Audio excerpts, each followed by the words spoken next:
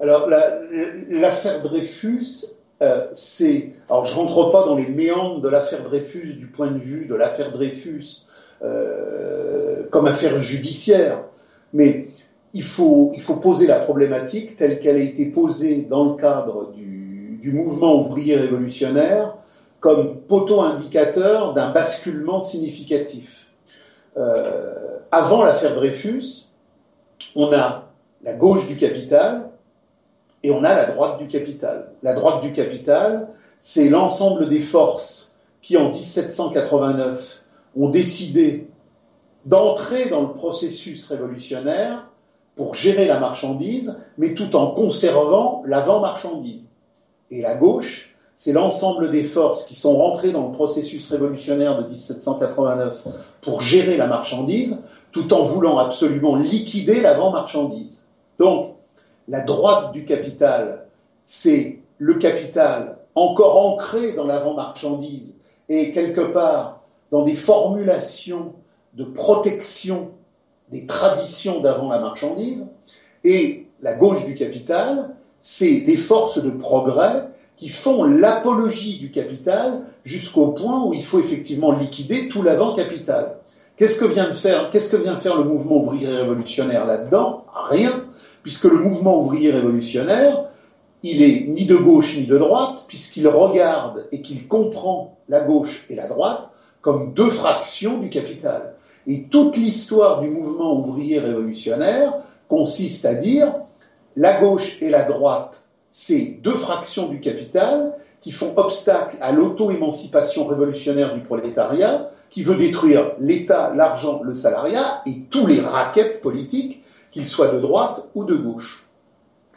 Au moment de l'affaire Dreyfus, on va assister à un basculement significatif, mais ce basculement significatif, il n'est pas lié à l'affaire Dreyfus, il est lié au développement de la social-démocratie en tant que force du capital, qui, à un moment donné, va clairement dire ce qu'elle est, c'est-à-dire que le programme maximum qui servait, entre guillemets, de guirlande décorative aux agissements réformistes va être abandonné.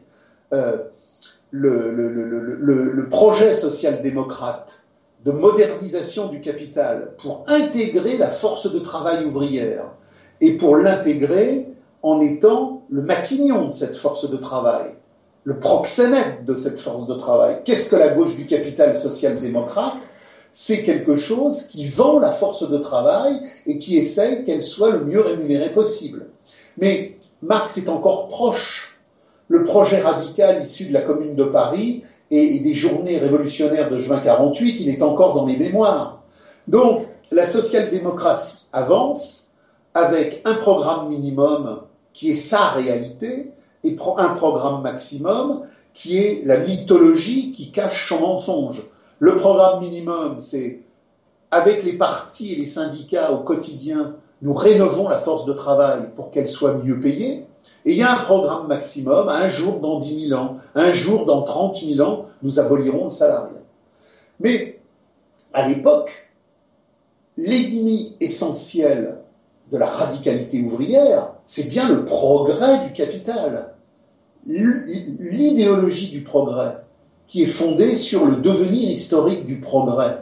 C'est pas un truc neutre qui se balance comme ça dans l'oxygène. C'est une matrice historique, c'est le développement des forces productives du capital. Le progrès, c'est toujours les forces productives du capital.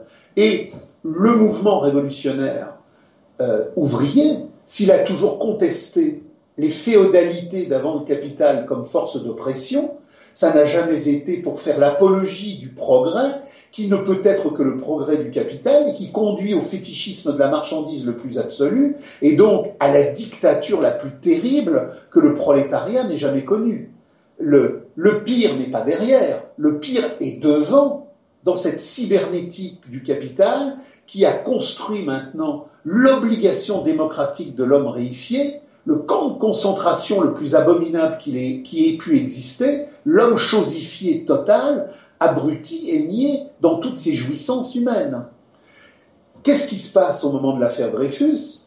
Eh bien, au moment de l'affaire Dreyfus, toute cette social-démocratie qui n'est plus l'automouvement du prolétariat, mais qui est un appareillage du capital, avec des permanents, avec une nomenclatura, avec des salaires, avec des fonds, avec des richesses financières, avec des richesses immobilières, il va basculer et il va faire basculer le mouvement ouvrier dans la défense du capitaine Dreyfus, non pas contre le capital, mais contre la calotte, l'Église, l'armée et les rétrogrades.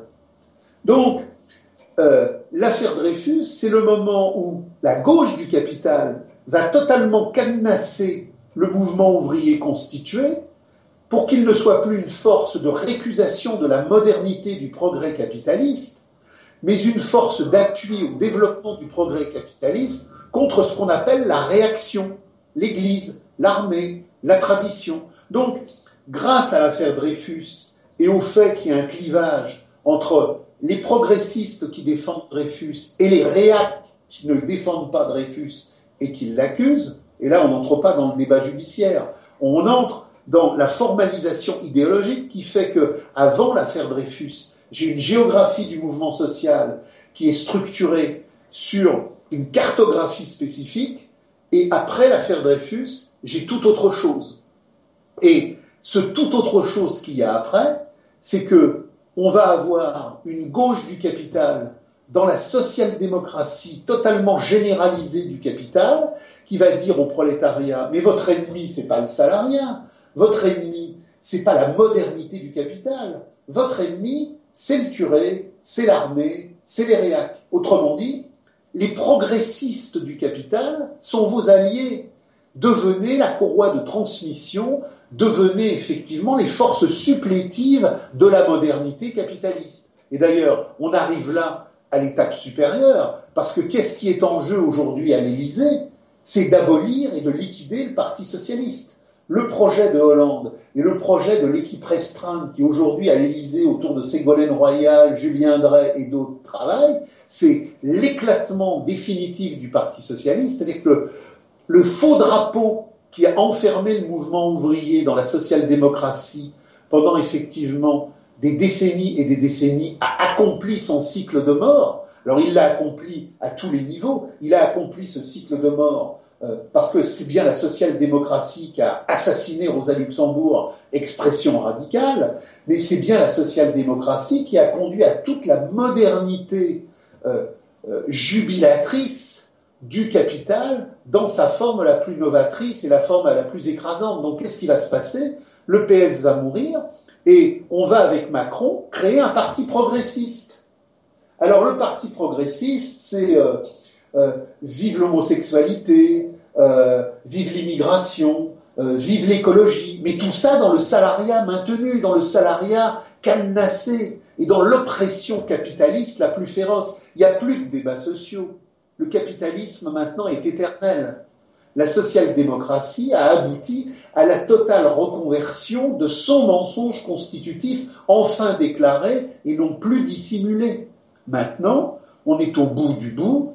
La seule problématique sociale, c'est que l'esclavage salarial perdure, donc il n'y aura plus que des problématiques sociétales pour que chaque minorité, dans son ghetto, puisse approfondir la joie ludique et le bonheur éternel du salariat éternel.